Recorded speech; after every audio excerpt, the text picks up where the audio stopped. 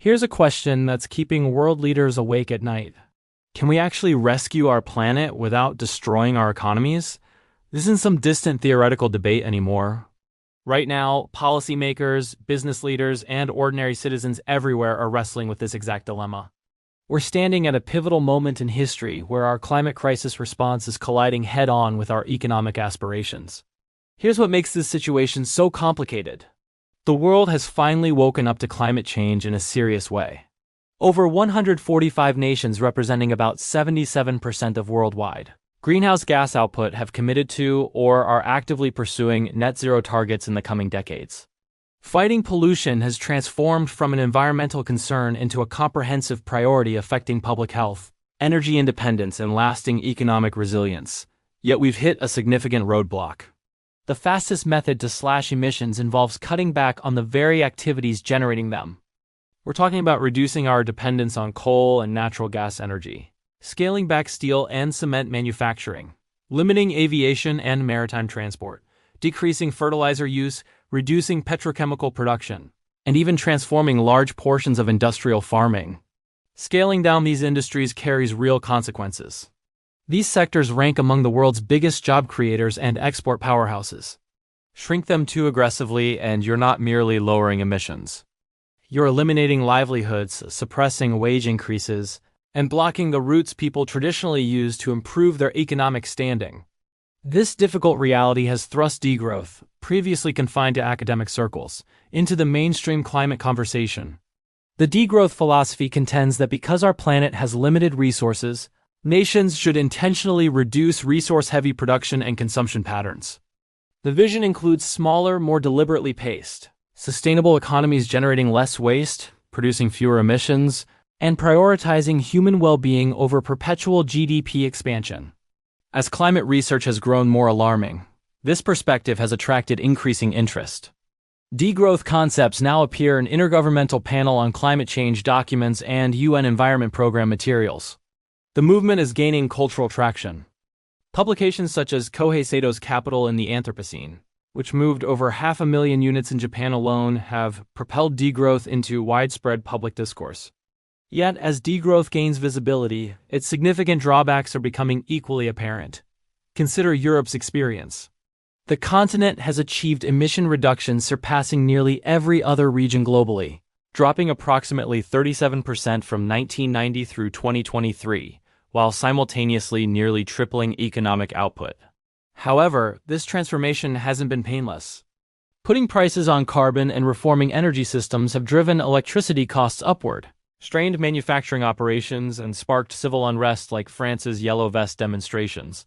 Japan demonstrates that operating one of the cleanest, advanced industrial economies doesn't guarantee prosperity when deeper structural problems exist, including rapidly aging demographics, declining birth rates, and stubborn deflation.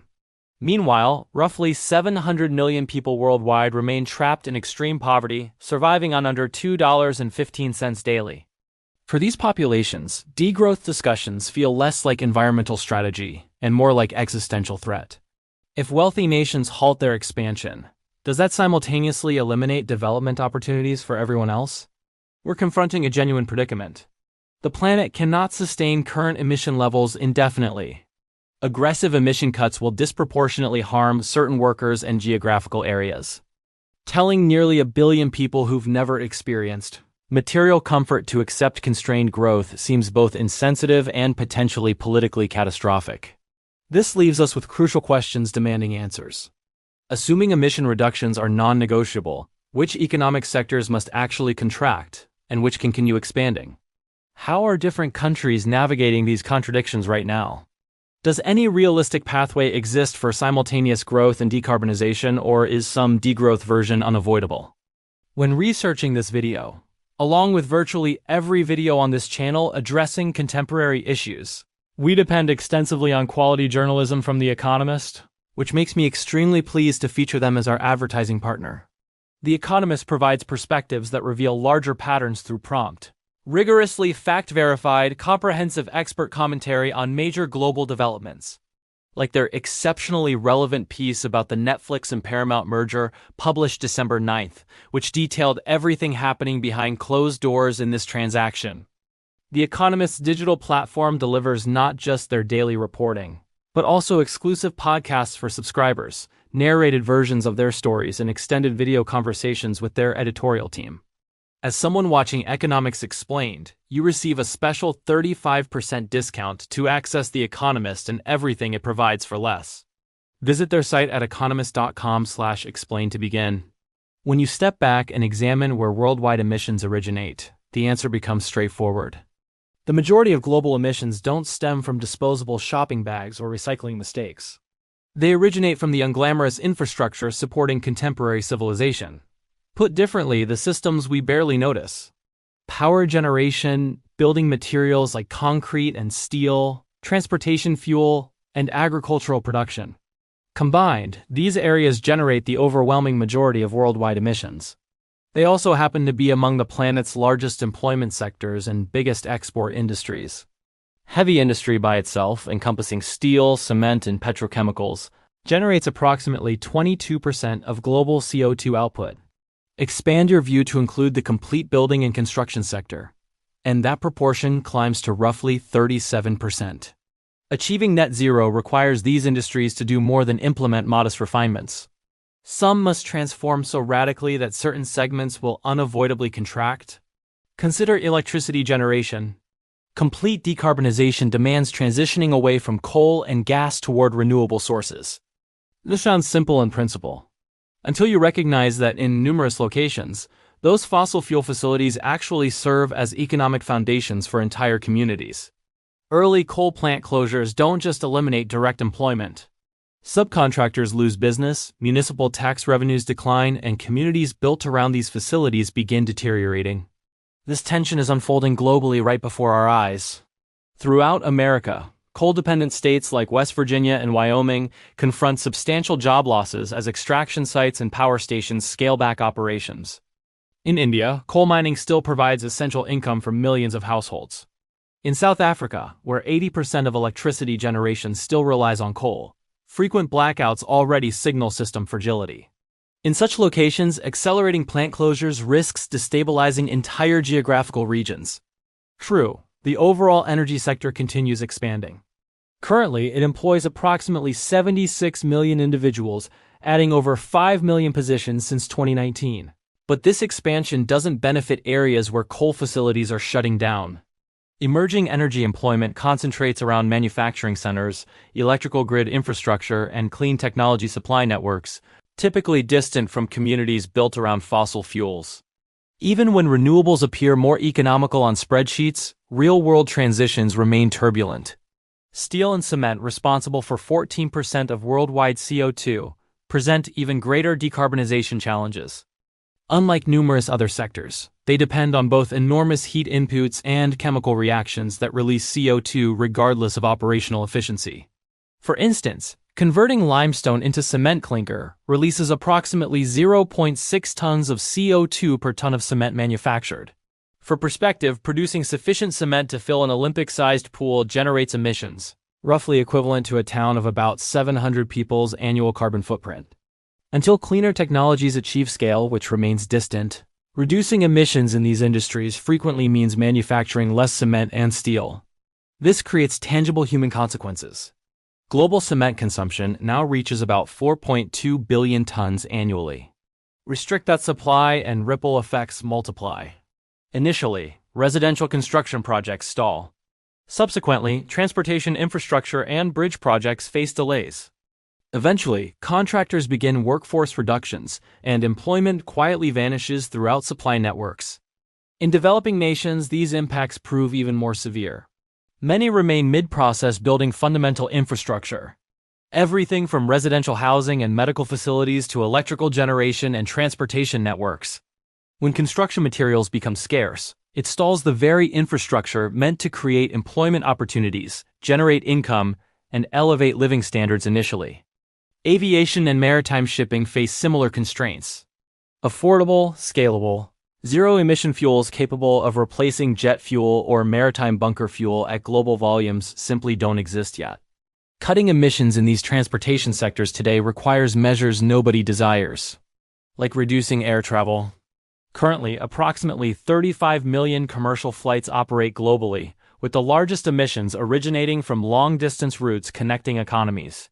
Scaling back those routes reduces emissions, certainly, but consequences cascade rapidly. Certain routes vanish entirely.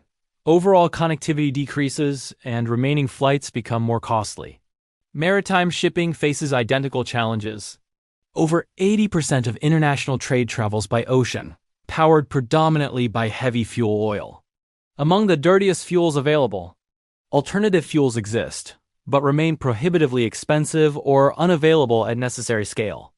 Reducing shipping emissions today primarily means transporting fewer goods, which increases prices not merely for luxury products, but for necessities including food, pharmaceuticals, and construction supplies. Developing countries suffer disproportionately, as they depend on maritime commerce for essentials. For them, elevated costs or disrupted shipping lanes directly threaten food security, medical access, and economic stability. Then there's agricultural production. Farm-level emissions from livestock methane and soil-applied fertilizer alone constitute nearly 12% of global greenhouse gases. Factor in everything transporting food from farms to consumers, and the complete agri-food system accounts for roughly 1/3 of worldwide emissions. The challenge is that reducing these emissions almost invariably makes food more expensive. Regardless of approach, whether using less fertilizer, raising fewer livestock, or altering farm operations, food costs increase, and no administration wants blame for making groceries unaffordable. Certainly, precision agriculture, regenerative farming practices, and methane-reducing livestock supplements all demonstrate potential for emission reductions. Currently, though, they remain in early implementation stages, unevenly distributed and incapable of delivering substantial emission cuts without elevated costs. This represents the fundamental dilemma. Immediate affordability conflicts with long-term environmental sustainability. We've already witnessed this dynamic in action. Throughout Europe, stronger carbon pricing mechanisms helped slash emissions dramatically, declining roughly 37% between 1990 and 2023, but this transition carried costs. Elevated carbon prices increased energy expenses, and that burden fell heaviest on industries requiring inexpensive electricity for competitiveness. Europe's economy still tripled throughout this time frame, yet that headline figure conceals something significant. A substantial portion of Europe's emission decline resulted from relocating heavy industry overseas. The EU still consumes massive quantities of steel, cement, and chemicals. It simply manufactures fewer domestically. Those emissions didn't vanish. They transferred to countries like Turkey, India, or China, where manufacturing often produces higher pollution. In wealthy nations with diversified economies, some changes accompanying emission reductions remain manageable. A contracting coal sector in Denmark or the UK, for example, can be absorbed by service sectors, technology, financial services, or renewable industries. In middle and lower income countries, it's entirely different. Globally, approximately 8.5% of the population still experiences extreme poverty. Billions depend on employment in precisely those industries that climate policies target for reduction. For them, any activity decline directly impacts earnings, food security, and economic advancement prospects. The world absolutely must decarbonize rapidly, but implementing that practically means certain sectors will contract, at least temporarily, and numerous economies aren't prepared for actual implications. Various countries are already experiencing different versions of this challenge, and their experiences reveal exactly how delicate the climate growth balance truly is. Let's examine some specific examples. Consider Japan's situation. The nation operates among the most energy-efficient economies in the developed world, with emissions per person far below the US, Canada, or Australia.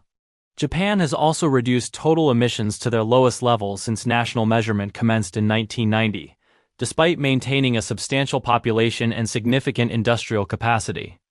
Put simply, Japan already resembles the low-carbon society many nations claim to pursue. Now examine Japan's economic performance. Japan has endured 3 decades of anemic economic expansion. Since the mid-1990s, inflation-adjusted wages have remained essentially flat. Alone, that represents a slow erosion, but combined with fewer stable career trajectories for younger generations, pressure intensifies. As demographics age, that pressure compounds further, with fewer workers supporting greater burdens. Japan's economic difficulties bear no relation to its emissions profile. Yet Japan's experience demonstrates that operating a low-emission, highly efficient economy doesn't automatically deliver dynamism, rising incomes, or upward mobility. Let's examine our second example. Because if Japan represents environmental achievement alongside economic stagnation, Costa Rica represents environmental achievement alongside economic opportunity. Rather than shrinking towards sustainability, this Central American nation constructed an economy around it. During the 1980s, Costa Rica confronted serious deforestation and environmental degradation. But instead of intensifying extractive industries, it changed direction. It regenerated its forests, which now blanket over 50% of the country, up from approximately 21% in the 1980s, and transformed environmental conservation into its tourism economy's foundation. It didn't stop there. It also transitioned almost completely to renewable electricity, with over 98% of energy originating from hydropower, wind, and geothermal sources. Technology companies and service employers were attracted by its political stability and clean energy infrastructure. While Costa Rica isn't wealthy by Western metrics, it consistently achieves higher life expectancy and stronger institutions than many countries at its income level. With early investment and appropriate strategy, simultaneous growth and environmental improvement is achievable. However, and this matters tremendously, Costa Rica is a small nation with unique advantages: plentiful hydropower, political stability, and a robust service economy. Not every nation possesses these conditions, so you cannot simply replicate Costa Rica's approach in India, Nigeria, or Vietnam and anticipate identical results. While Japan and Costa Rica occupy opposite spectrum ends, most nations occupy the middle ground. The majority are attempting to transition rapidly enough to prevent environmental catastrophe, yet gradually enough to safeguard workers and industries their economies depend upon. This brings us to the critical question. Does any pathway exist where the world becomes cleaner without becoming poorer? Here's the first encouraging news. Not every economic sector must contract. Actually, some sectors will expand enormously. Clean energy now ranks among Earth's fastest-growing industries. Last year alone, the world installed a record 585 gigawatts of renewable capacity, exceeding 90% of all new electricity generation capacity. Simultaneously, lithium-ion battery production crossed a threshold unimaginable a decade ago, the terawatt-hour scale. Together, these developments are transforming how energy gets produced, stored, and utilized across entire economies. Investment flows reflect this transformation. In 2024, worldwide clean energy investment reached $2.1 trillion, nearly double what flowed toward fossil fuels. This translates to employment, supply networks, and industrial concentrations forming around clean energy, proving parts of the economy genuinely can expand while emissions decline. Yet, growth in one location doesn't guarantee fairness everywhere. Countries with accessible capital, robust institutions, or advanced manufacturing capabilities like the US, Europe, China, and South Korea capture most benefits. Meanwhile, countries dependent on legacy industries like steel, cement, or fossil fuels risk losing employment faster than new opportunities emerge. Executing a transition that's both rapid and equitable requires three elements. First, large-scale workforce retraining. Workers in declining industries need viable pathways into expanding ones. They need genuine job placement in industries offering comparable or superior compensation. Germany's Ruhr Valley, for instance, succeeded in replacing portions of its coal and steel workforce through decades of investment in high-tech manufacturing and services. Many regions haven't accomplished this. The second necessity is focused investment. The most successful transitions occur when governments concentrate clean energy expenditure in specific locations, enabling entire new industries to establish themselves simultaneously. When manufacturing, infrastructure, and suppliers develop together, they create comprehensive local employment ecosystems. This makes it considerably easier for displaced workers to retrain, transition roles, and remain, rather than relocating and starting over elsewhere. The U.S. Inflation Reduction Act exemplifies this. It directed hundreds of billions toward domestic clean energy manufacturing, already catalyzing over $110 billion in announced private investment. China implemented something similar a decade earlier, establishing a solar and battery industry now dominating global supply chains. This kind of transition depends on deep capital markets, strong institutions, and capacity to absorb short-term disruption, which many countries lack. This brings us to the third requirement: supporting countries that cannot afford slowdowns.